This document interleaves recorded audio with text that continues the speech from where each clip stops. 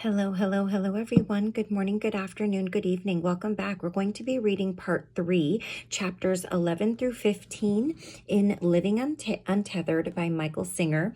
And in this section or this part, we're going to be talking about the mind. So yeah, specifically that's what it's called, is the mind. So in chapter 11, we're going to be talking about the empty mind.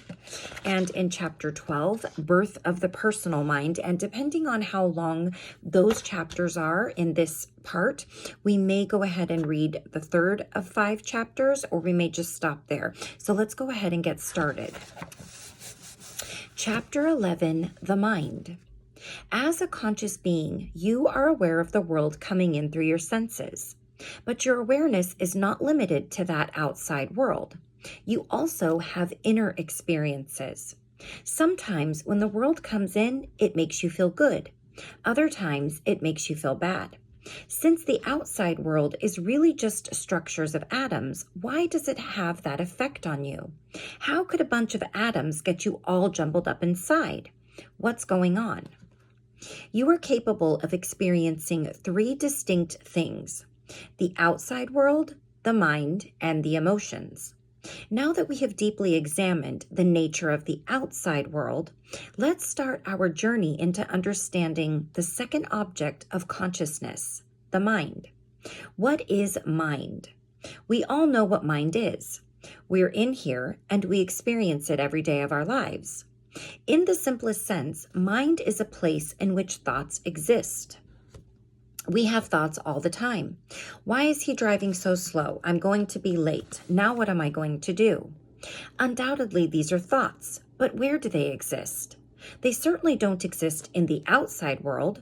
Scientists are not able to read your thoughts, as hard as they have tried. But you can. There's not a machine they've ever made, even for billions of dollars, that can read your thoughts. Yet you can effortlessly. That's a pretty amazing power you have. Take a moment to digest that fact. Your consciousness has the ability to be aware of things that machines can't detect, thoughts and emotions. These objects of consciousness surely exist, but not in what we define as the physical world. Our scientists have shown us that the whole universe comes down to energy.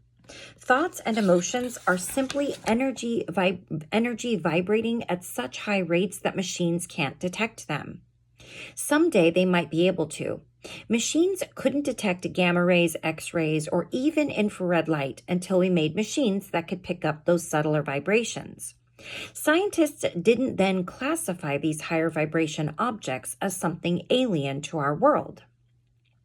They simply expanded the definition of the electromagnetic spectrum to include them. It's not that the higher vibrations hadn't always been there, we simply hadn't been able to detect them. Likewise, your thoughts are there and have always been there.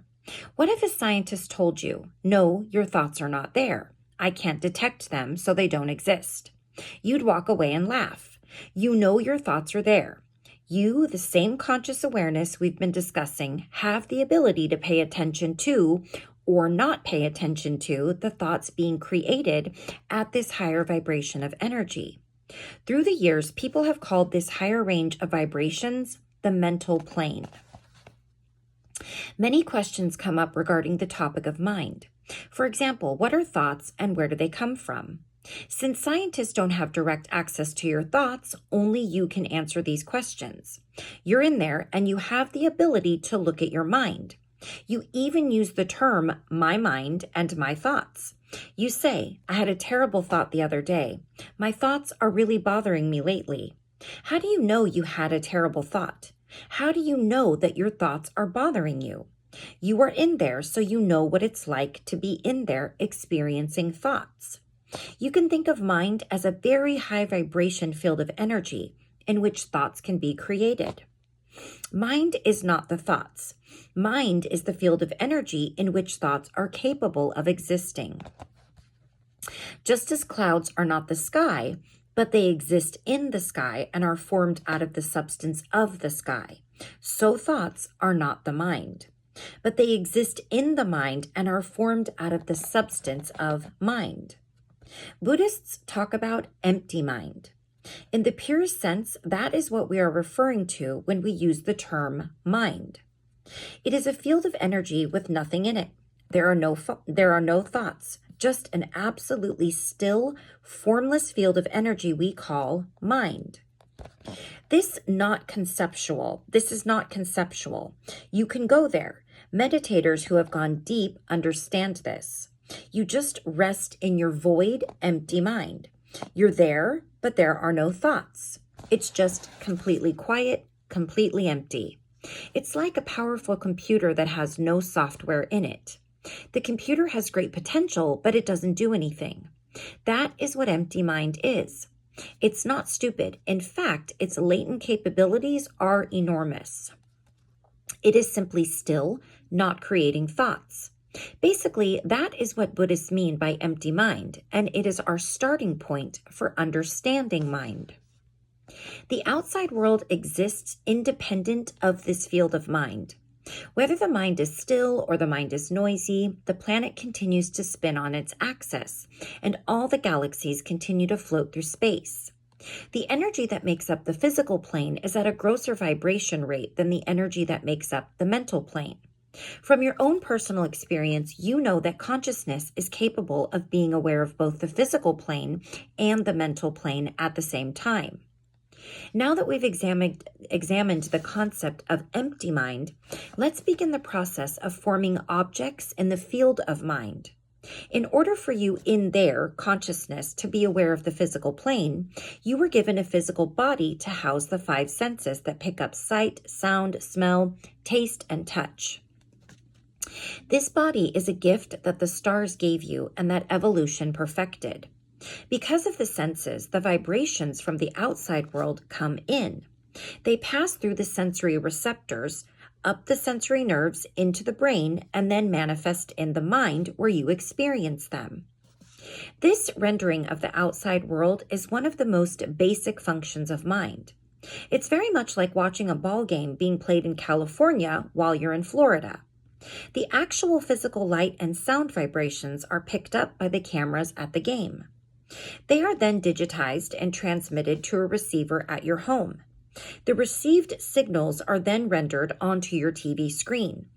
It seems like you are looking at the game, but you are not. You are looking at the rendering of the transmitted signals that the cameras picked up. It's amazing how much this parallels what is happening when you see the world around you. Your senses pick up the different vibrations from the outside world just like a camera's sensors do.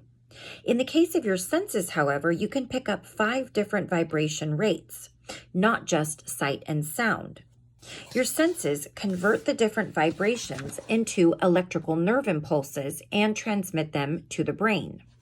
The signals are then rendered in the mind's energy field to as closely as possible replicate the original physical source. You become aware of what is going on in front of you by being aware of its mental image rendered in your mind. Just like you become aware of the ball game in California by being aware of what is rendered on your TV screen in Florida. You're not out there in the world. You're inside. You're way back inside. Though the world is happening everywhere, you only experience the part that is picked up by your senses and rendered in your mind. Mind is no longer empty. It has formed its energy into the exact image of what is within the scope of your senses. As we discussed, you are not looking out into the world. The outside is being reproduced in your mind, and you are looking at that mental image. Sorry, I lost my place. It's not really that different from when you are dreaming.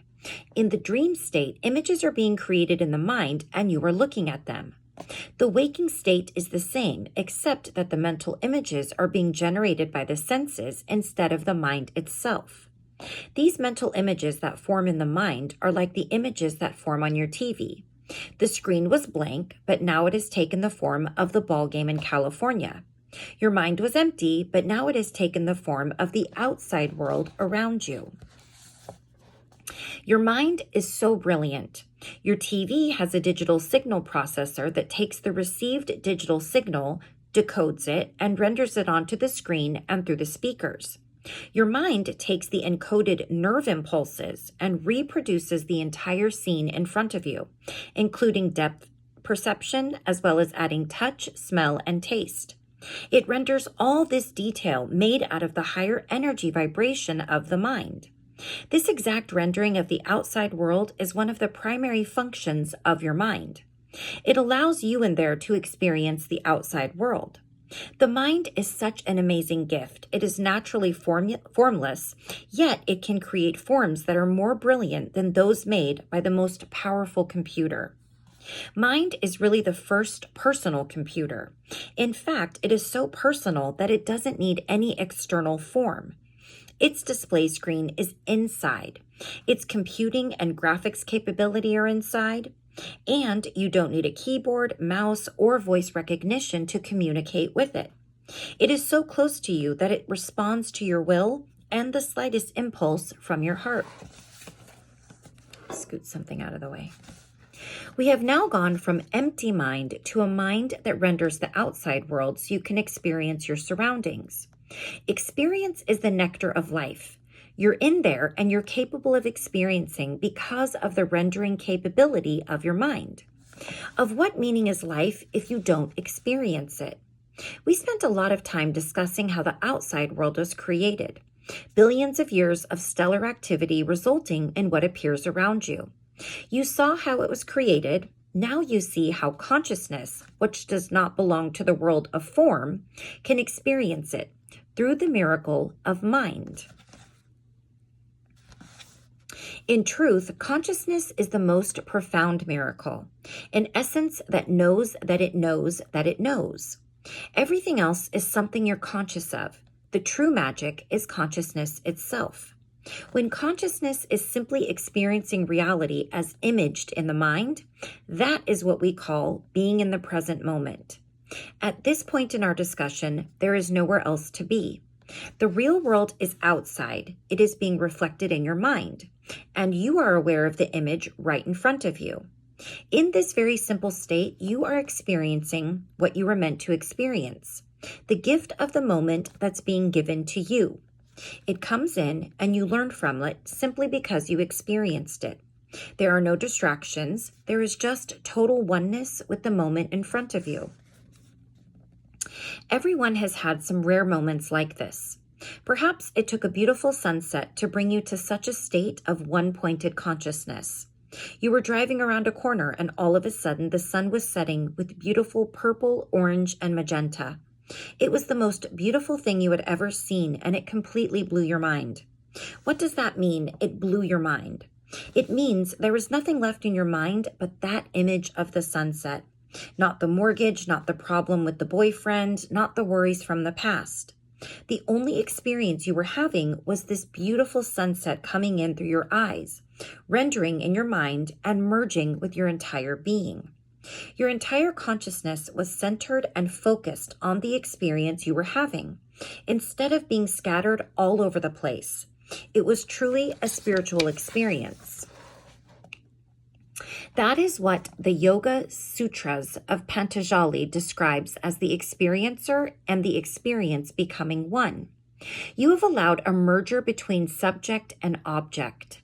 There's nothing distracting your consciousness from what is happening right in front of you. This is the yogic state of dharana, one-pointed concentration. You've had other experiences that approach this state of one-pointed absorption. Sometimes in intimate moments with someone you love, when everything is just right, you lose yourself in the moment. All of a sudden, total beauty and peace come over you. When consciousness merges with the object of consciousness, you can feel the presence of God. In yogic philosophy, the self is called Sat Chit Ananda, eternal conscious bliss. When self focuses one-pointedly on a single object, one experiences the nature of self, total peace, contentment, and overwhelming bliss. This is available to us at any time if we can just learn to enter the undistracted state of one-pointed consciousness. And chapter 12, Birth of the Personal Mind. Why don't we live in an ecstatic state of one-pointed consciousness all the time? What went wrong? What caused the fall from this proverbial garden? It's very simple. The world comes in and it's beautiful. The very act of experiencing it is tremendously moving when it comes all the way back into you. However, that does not mean it all feels the same. Heat feels different from cold because it is different. That doesn't mean one is better than the other, they just feel different. Somebody gently touches you, and that feels very different than if they bump into you. Different things are experienced in different ways. The Buddhists say everything has its nature. A coiled rattlesnake comes into the mind as a very different experience than a butterfly landing on your arm. That rattlesnake is giving off its nature, emanating its particular vibration. That vibration is awesome in its own way, but it certainly doesn't create the same inner experience as the butterfly. There's nothing wrong with this. It's very real. What's wrong with having a variety of experiences?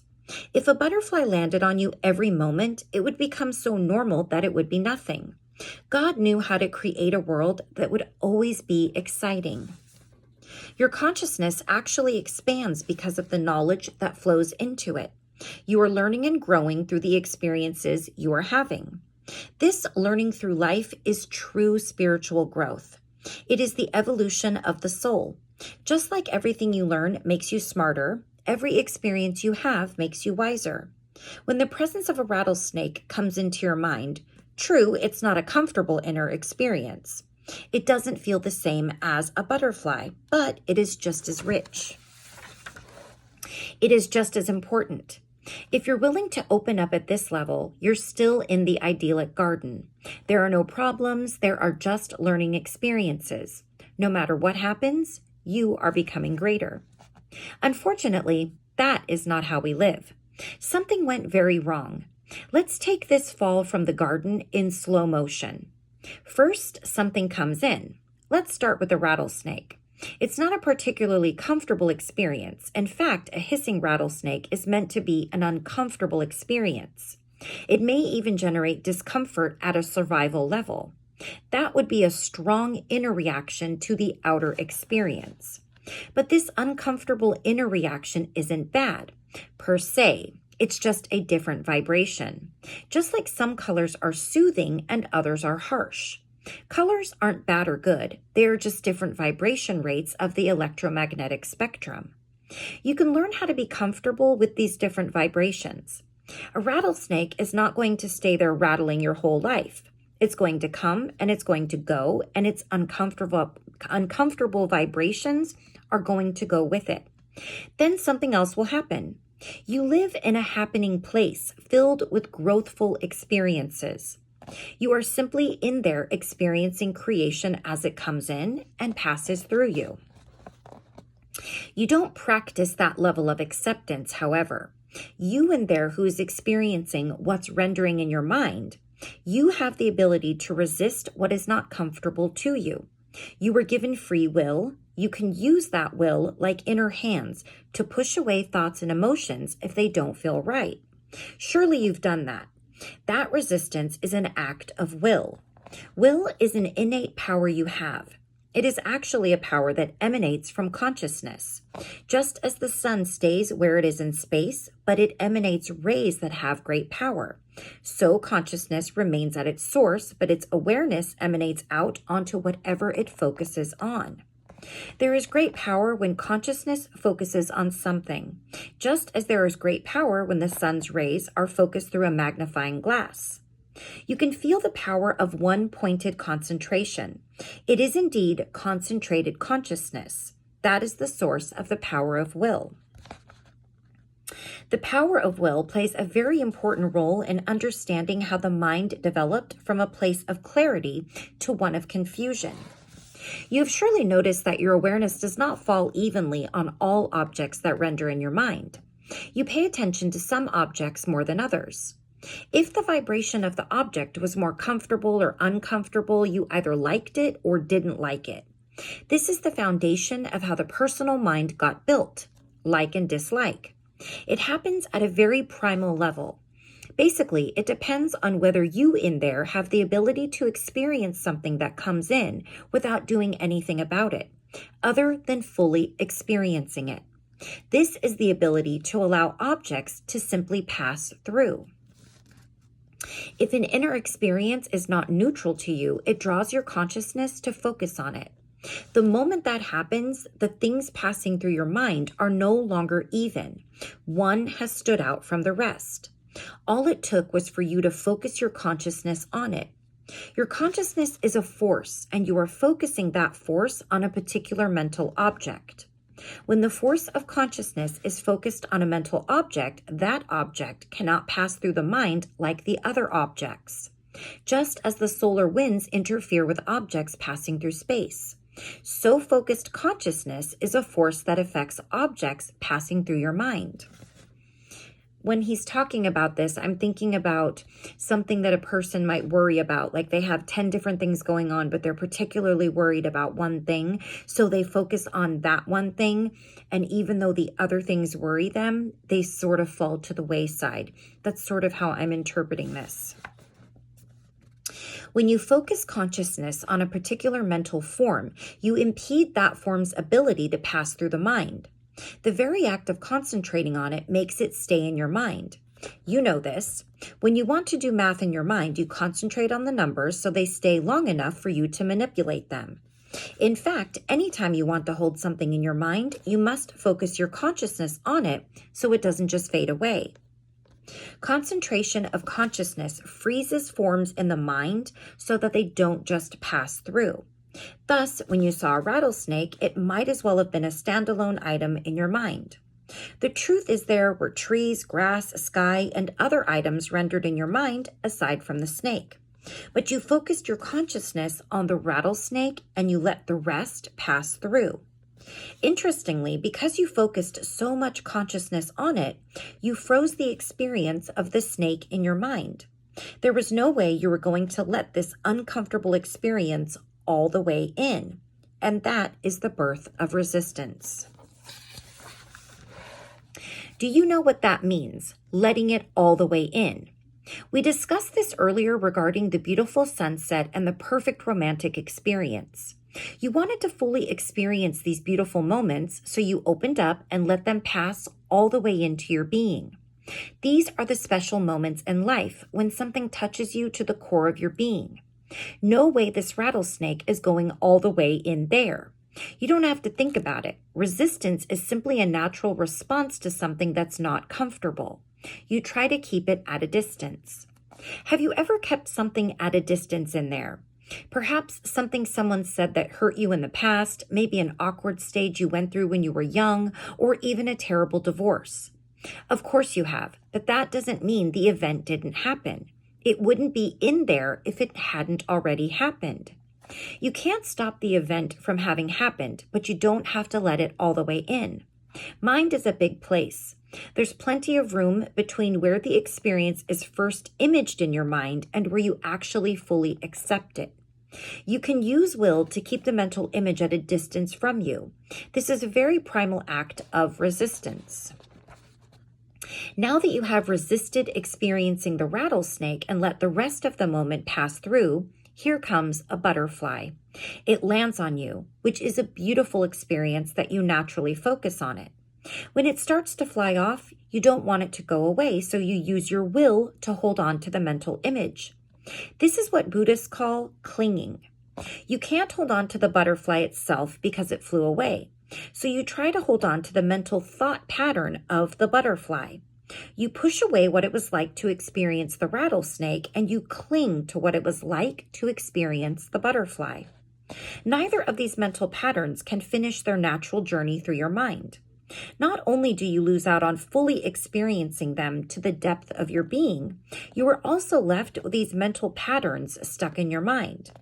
Neither rattlesnake nor butterfly remain before you, but they are left as patterns in the mind's energy field. Such is the power of like and dislike. Both clinging and resisting keep the mental renderings in your mind. This is very important to understand. Experimental mind was meant to be like a clear TV screen. It renders the image being sent to it. But now you've held on to images that are no longer being generated by the outside world. They got stuck in your mind as mental patterns, and as a result, you're out of harmony with reality. You were in there experiencing the gift of reality. Now you are also experiencing the patterns you held onto in your mind. These patterns in your mind are totally different from the patterns in other people's minds.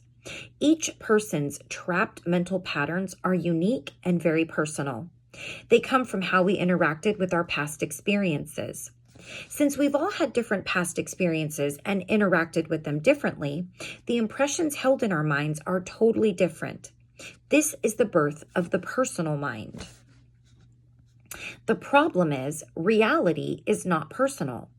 As you've already seen, we didn't create this world. We are simply experiencing the miracle of creation unfolding around us.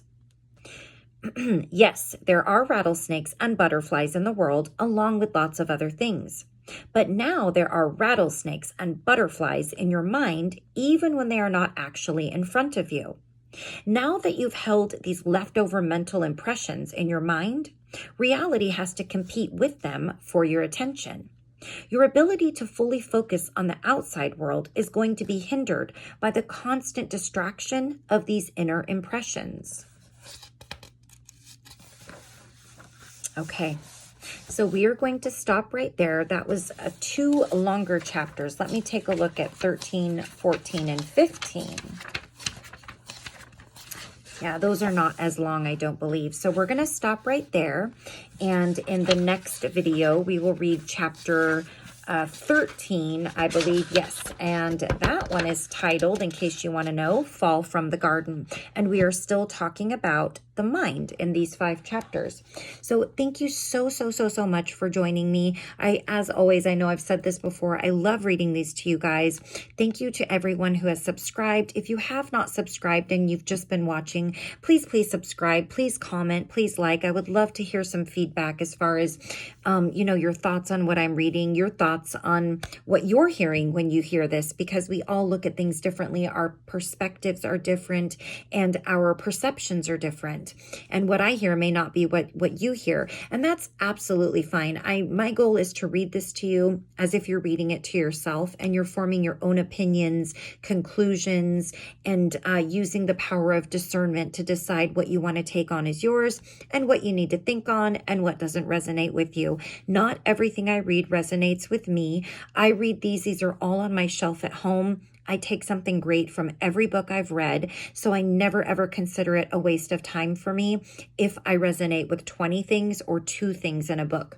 But I will have to say, it's very rare that I find a book that I have on my shelf that I've read where I don't resonate with it because I've chosen it for a reason, so I feel like that intention is still there. So until next time, thank you again so much for joining me. Take care of yourself. Take care of all those around you. I will see you very soon for the next part of our video. Okay? Take care. Bye-bye.